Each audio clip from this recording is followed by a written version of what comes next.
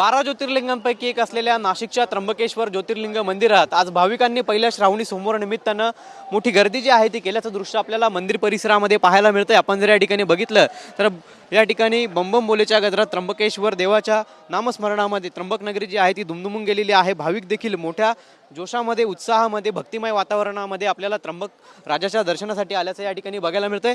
खरं तर भाविकांसाठी विशेष अशी सुविधा जी आहे ती मंदिर प्रशासनाच्या माध्यमातून करण्यात येत असते आणि आपल्यासोबत मंदिराचे विश्वस्त आहेत। भाऊ, कशा पद्धतीनं भाविकांसाठी या सुविधा करण्यात आलेल्या आहेत? खरं तर पाऊस देखील एकीकडे पडतोय आणि पहिल्या श्रावणी सोमवारी मोठ्या प्रमाणात गर्दी जी ती आपल्याला बघायला मिळते। सर्वप्रथम श्रावण मासानिमित्त त्र्यंबकेश्वर नगरीमध्ये आलेल्या सर्व भाविकांचं हार्दिक स्वागत। प्रचंड पाऊस असताना पहिल्याच सोमवारी हर हर महादेवाच्या गजरात प्रचंड भाविकांनी गर्दी केलेली आहे।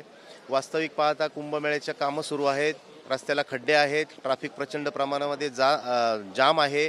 पोलीस प्रशासनाने तात्काळ पहिल्याच सोमवारी खंबाळे येथील पार्किंग सुरू करून आणि गाड्यांचा जो ओघ होता तो थांबवण्याचा प्रयत्न केलेला आहे, परंतु बसने का होईना भाविक प्रचंड प्रमाणात गर्दी करत आहेत।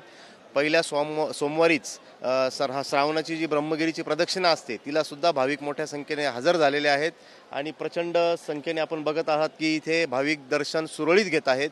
VIP दर्शन संपूर्णपणे बंद आहे। 2500 रुपयाचं आणि 200 रुपयाची पावती हे सुद्धा दर्शन बंद करून धर्मदर्शनाने लवकरात लवकर दर्शन भाविकांचं होत आहे। मंदिराच्या बाहेर शेड करून, वॉटरप्रूफ शेड करून भाविकांची एक सावलीची व्यवस्था त्या ठिकाणी करण्यात आलेली आहे। मंदिर प्रशासनातर्फे सर्व खबरदारी या ठिकाणी घेण्यात आलेली आहे। खरं तर आपण बघितलं एकीकडे पाऊस पडतोय, रस्त्याचे कामं सुरू आहेत, गर्दी मोठ्या प्रमाणात आहे। आपण भाविकांना काय आवाहन करणार?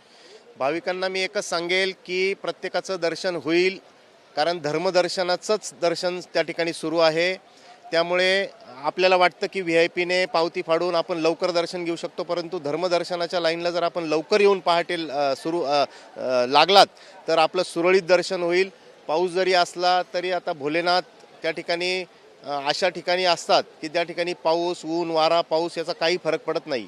त्यामुळे सर्वांनी स्वतःची काळजी घेणे आणि व्यवस्थितरित्या आपलं दर्शन होईल त्र्यंबक राजाचं, हेच आव्हान या ठिकाणी भाविकांना करतो। आपण बघितलं आपल्यासोबत त्र्यंबकेश्वर मंदिराचे विश्वस्त होते। खरं तर एकीकडे पाऊस सुरू आहे, कुंभमेळ्याची कामं सुरू आहेत आणि अशा परिस्थितीमध्ये मोठी गर्दी जी आहे ती भाविकांची त्र्यंबक नगरीमध्ये झालेली आहे आणि विश्वस्तांच्या माध्यमातून सांगण्यात आलेलं आहे की VIP दर्शन जे आहे ते देखील पूर्णतः बंद करण्यात आलेलं आहे। त्यामुळे फक्त धर्मदर्शन जे आहे ते त्र्यंबकेश्वर मंदिरात सुरू असल्याचं आपल्याला विश्वस्तांनी माहिती दिली आहे। कॅमेरा पर्सन हरीश नेगीसह पवन येवले, TV9 मराठी, त्र्यंबकेश्वर, नाशिक।